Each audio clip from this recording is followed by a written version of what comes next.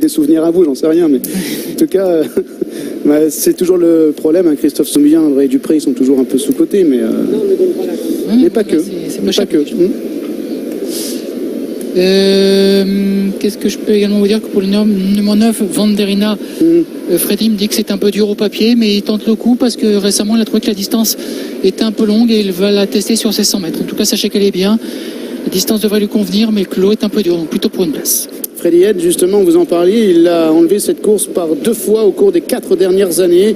L'an dernier, c'est avec Sonnery et Maxime Guyon déjà qu'il a enlevé ce prix de la Cochère. Il y a 4 ans, c'est avec Dream Clover et Thierry Gernet pour la casaque de Monsieur Strawbridge. Entre les deux, Entrée et Akemi pour Pascal Barry et Xavier Thomas de Méholt. Auparavant, Lily Side, un lauréate de groupe 1, Sweethearts et Silent Sunday qui s'imposa pour Alex Pantal lors de la saison 2008. Voilà pour le palmarès du prix de la Cochère. Pendant ce temps, les pouliches et la jument entrent dans les stalles. La jument, Guillaume, c'est le 2, c'est Bohemian Rhapsody.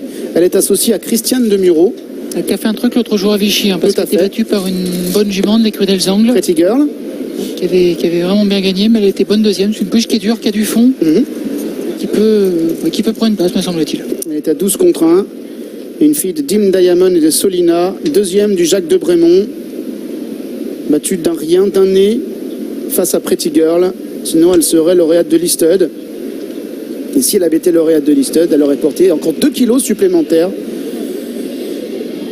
Parce que si elle porte 57 kilos, c'est parce que c'est une jument d'âge. Hein. Ce n'est pas de par ses performances, c'est elle.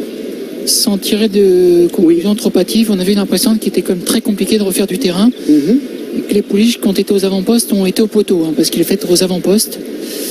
Donc peut-être aujourd'hui une petite prime, Stéphane, aux concurrentes qui vont de l'avant. Une primette alors? Oui, un petit avantage. Bon. Qui reste à confirmer. Okay.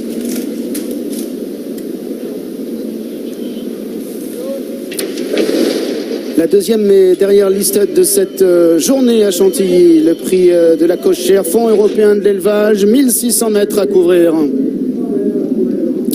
Avec le numéro 1 Midwick qui a pris un très bon départ, qui mène devant le numéro 5 Desert Haze, alors que le 8 Dress in Fur se rapproche maintenant à l'extérieur, laissant le numéro 6 Rien que pour toi en 4e position, avec le numéro 3 Zaïva, la favorite, casaque verte, épaulette rouge en 5e position. À son intérieur, il y a le numéro 7 Permission, à son extérieur le numéro 9 Wanderina, devant le 2 Bohemian Rhapsody et le 4 Prairie Pearl qui est en dernière position. Alors qu'elles viennent de passer devant les grandes écuries. Elles sont déjà devant le château, donc dans le dernier tournant, sous l'impulsion du numéro 1 Midwick, avec en 2e position le 6 Rien que pour toi. À son extérieur, le 8 c'est Dressed in Fur. En 4e position, le 5 Desert Haze, devant le 7 Permission, avec le 3 Zeiva, devant le 2 Bohemian Rhapsody et le 9 Wanderina, alors que le 4 Prairie Pearl est toujours en dernière position. Elles entrent bientôt dans la dernière ligne droite, sous l'impulsion du numéro 1 Midwick qui vient devant Rien que pour toi qui est dans son dos, Dressed in Fur qui vient à son extérieur, Desert Haze qui est 4e, avec Permission qui est 5e, qui n'a pas l'ouverture, Bohemian Rhapsody qui s'est faufilé maintenant à l'extérieur, Zeiva qui refait du terrain devant Wanderina et Prairie Pearl qui est toujours en dernière place. Accélération subite sous l'impulsion du numéro 1 Midwick qui repart maintenant devant Rien que pour toi, avec Zeiva qui maintenant est lancé complètement à l'extérieur et qui fond maintenant sur Midwick qui tente de repartir, mais Zeiva de plus en plus vite à l'extérieur. Zeiva Zeiva qui va s'imposer. Midwick sera 2e. Exactement, Stéphane, c'est le sprint, le rush final de Zeiva qui lui permet de s'imposer. Le numéro 3, elle s'impose brillamment et devant Slas Midwick, les deux favorites aux 2 premières places. 3 Yas pour le couplet gagnant.